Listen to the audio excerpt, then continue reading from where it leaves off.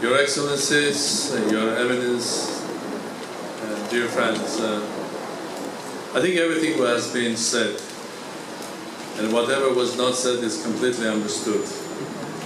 I think this is a wonderful history of Armenians in this great country for 400 years, and the great history of our First Armenian Republic that was established 100 years ago. And we're celebrating the continuation of this great victory, the victory of establishing of the Armenian First Republic. It has never been stopped. It was maybe posed. It had a different, maybe different face. For 70 years it was called Armenian Soviet Socialist Republic, but a lot of us, in our hearts, still believed that the real republic is the one which is called Free and Democratic Armenia. It was in 1994, what was in our hearts became a reality game. So the First Republic was reborn, was never dead, was reborn again. And it is reborn every and each time when we achieve something. It is reborn again and again when on the fields of the fight for the independence of Artsakh, Nagorno-Karabakh, Armenian fighters had in their hearts the image and the message of the First Republic.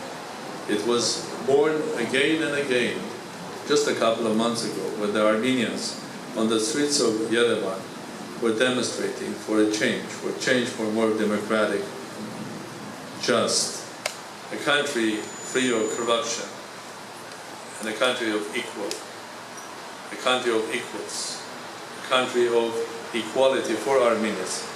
And doesn't matter, are you or were you born in Armenia? Are you a citizen of Armenia? Doesn't matter. Because all of us keep the passport, the absolutely valuable passport of the First Republic of Armenia in our hearts. And that's a passport that we all have to be proud of. So being here today, I thought maybe I can just address Ambassador Armen Garo. Dear Ambassador, well, I don't know how to address you because, first of all, it's 21st century today and everybody is not writing a handwritten letter. And to be honest, they write each other something which is called strange, a Facebook. I think I would rather than have something called heart book rather than Facebook, because the words that will come to you from me are from my heart, not from my face. But at the end of the day, to be honest, I don't also know your Facebook account, since I don't have one either. So maybe I'll just address here in this historic place, which is the Embassy of the Republic of Armenia, the embassy that you have founded yourself 100 years ago, and I'm sure that you hear me. I just want to tell you a wonderful story that the journey that you started as Ambassador of the Republic of Armenia is on and on and on. And I was one of your kids, ambassadors, that again, like you, was a scientist, and when the time came and the time was right, in 1991, when we became independent again, and we remembered about you, and when Madeleine called me, I thought that I should be as Armen Garo, serving my country, leaving my science behind, leaving my professorship behind, and just start serving the country. And to be honest, I want to tell you, I'm just generally quite someone that tries not to be emotional, especially now because I'm the President of the Republic of Armenia, the fourth one.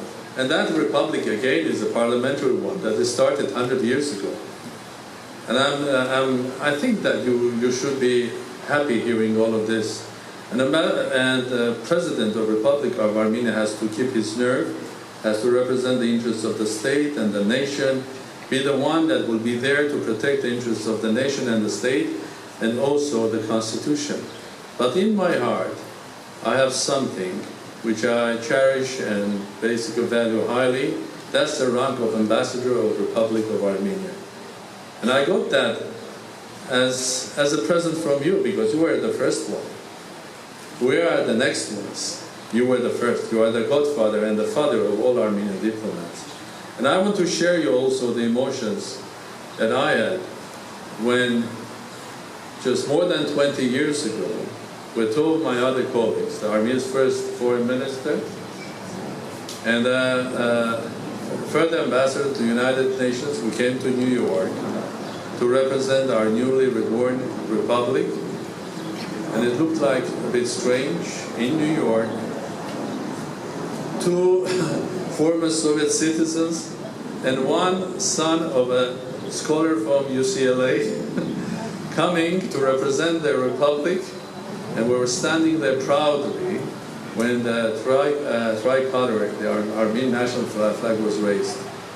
And I think that I was really emotional there, and I turned my face, and there is a photograph that I carry, me looking at the flag up, and I'm not facing the photo for a simple reason. For very rarely I had tears in my eyes, Ambassador, because I was doing what you did 100 years ago, together with my colleagues. So I want you to know that the Armenian Foreign Ministry is an institution which is proud, strong, hundreds and hundreds of young and powerful diplomats, and there is one of them here standing, absolutely talented guy. He is now the ambassador of Armenia in Washington.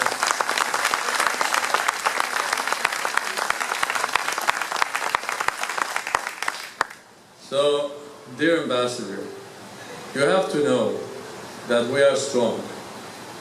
You have to know that the Armenian diplomatic service that was established by you and other your colleagues is firm, strong, a strong institution, standing there to protect the interests of the Republic of Armenia and guard the interests of all our nation.